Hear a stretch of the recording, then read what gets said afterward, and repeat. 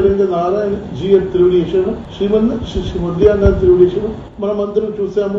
ఇప్పుడు సమీపంలో మనకి బయట వచ్చింది తిరుమల తిరుపతి దేవస్థానం ఆధ్వర్యంలో ఉండే లడ్డు ఇచ్చే దీంట్లో పెద్ద ఒక కలపడమైన ఒక నెయ్యి, అది ఎట్లా అంటే పనికి మాన నెయ్యి ఇచ్చి ఆ నెయ్యితో చేసే లడ్డు భగవాన్ ప్రసాదం అని ఎంతో మందికి ఆరోగ్యంతో అలాగే వీళ్ళ ఒక డబ్బు సంపాదన కోసం మన దేవుడు చేట్లనే చేయిస్తారు అని ఇది ఒక విషాదకరమైన విషయం.